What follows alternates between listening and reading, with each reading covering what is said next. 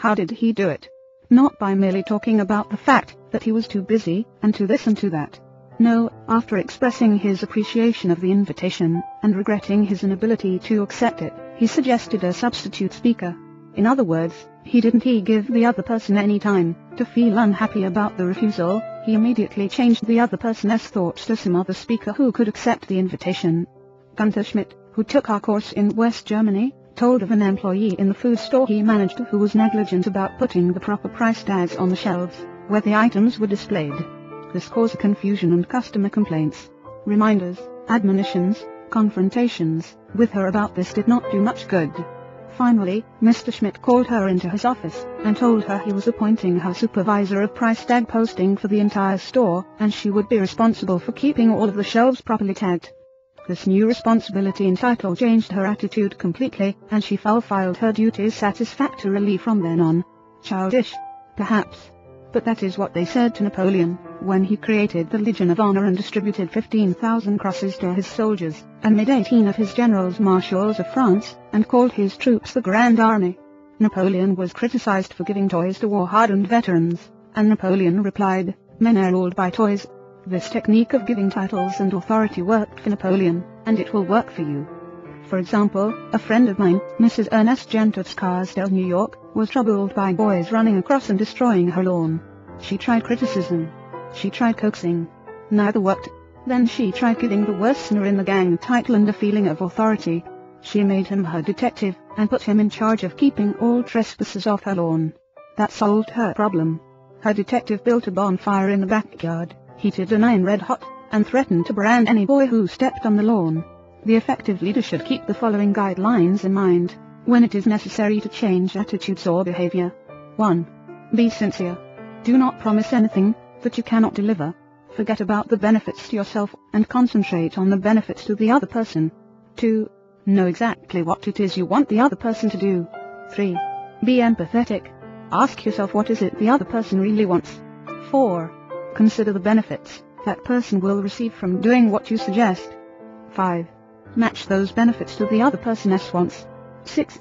When you make your request, put it in a form that will convey to the other person the idea that he personally will benefit. We could give a curt order like this. Quote, "John, we have customers coming in tomorrow, and I need the stockroom cleaned out. So sweep it out, put the stock in neat piles on the shelves and polish the counter." Or we could express the same idea by showing John the benefits he will get from doing the task. "John, we have a job that should be completed right away. If it is done now, we won't be faced with it later. I'm bringing some customers in tomorrow to show our facilities. I would like to show them the stockroom, but it is in poor shape. If you could sweep it out, put the stock in neat piles on the shelves, and polish the counter, it would make us look efficient, and you will have done your part to provide a good company image." Will John be happy about doing what you suggest? Probably not very happy, but happier than if you had not pointed out the benefits. Assuming you know that John has pride in the way his stockroom looks, and is interested in contributing to the company image, he will be more likely to be cooperative.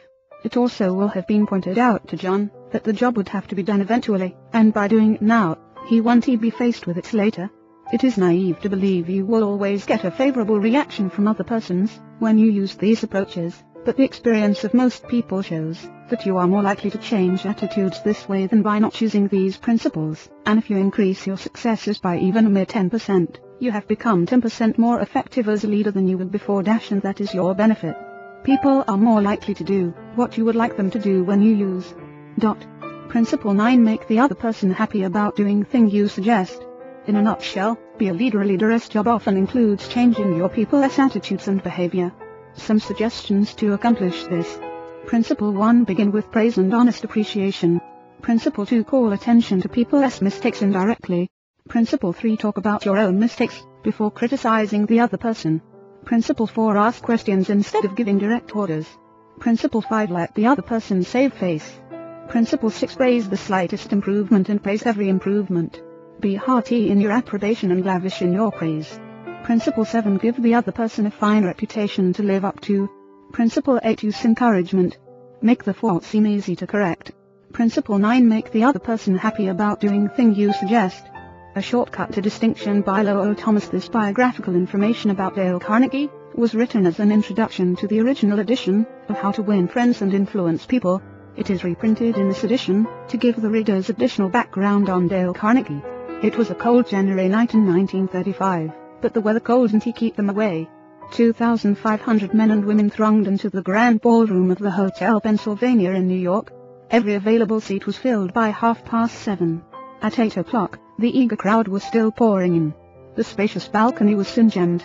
Presently even standing space was at a premium, and hundreds of people, tired after navigating a day in business, stood up for an hour and a half that night to witness, what? A fashion show? A 6-day bicycle race or a personal appearance by Clark Gable? No. These people had been lured there by a newspaper ad. 2 evenings previously, they had seen this full-page announcement in the New York Sun staring them in the face. Learn to speak effectively, prepare for leadership, old staff. Yes, but believe it or not, in the most sophisticated town on earth, during a depression with 20% of the population on relief, 2,500 people had left their homes and hustled to the hotel in response to that ad. The people who responded were of the upper economic strata, executives, employers and professionals.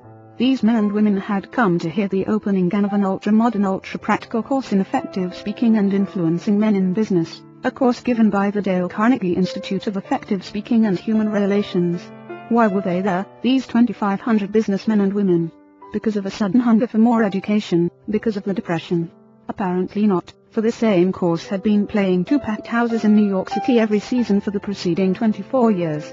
During that time, more than 15,000 business and professional people had been trained by Dale Carnegie. Even large skeptical conservative organizations such as the Westinghouse Electric Company, the McGraw-Hill Publishing Company, the Brooklyn Union Gas Company, the Brooklyn Chamber of Commerce, the American Institute of Electrical Engineers, and the New York Telephone Company have had this training conducted in their own offices for the benefit of their members and executives. The fact that these people, 10 or 20 years after leaving grade school, high school or college, come and take this training is a glaring commentary on the shocking deficiencies of our educational system. What do adults really want to study? That is an important question, and in order to answer it, the University of Chicago, the American Association for Adult Education, and the United YMCA Schools made a survey over a 2-year period. That survey revealed that the prime interest of adults is health. It also revealed that their second interest is in developing skill in human relationships. They want to learn the technique of getting along with and influencing other people. They don't want to become public speakers, and they don't want to listen to a lot of high-sounding talk about psychology. They want suggestions they can use immediately in business, in social contexts, and in the home. So that was what adults wanted to study, was it? All right, said the people making the survey. Fine. If that is what they want, we'll give it to them. Looking around for a textbook, they discovered that no working manual had ever been written to help people solve their daily problems in human relationships. Here was a fine kettle of fish. For hundreds of years, learned volumes had been written on Greek and Latin and higher mathematics, topics about which the average adult isn't give 2 hoots. But on the one subject on which he has a thirst for knowledge, a veritable passion for guidance and help, nothing. This explained the presence of 2,500 eager adults crowding into the grand ballroom of the Hotel Pennsylvania in response to a newspaper advertisement. Here, apparently, at last was the thing for which they had long been seeking. Back in high school and college, they had pored over books, believing that knowledge alone was the open sesame to financial and professional rewards. But a few years in the rough and tumble of business and professional life had brought sharp disillusionment. They had seen some of the most important business successes won by men who possessed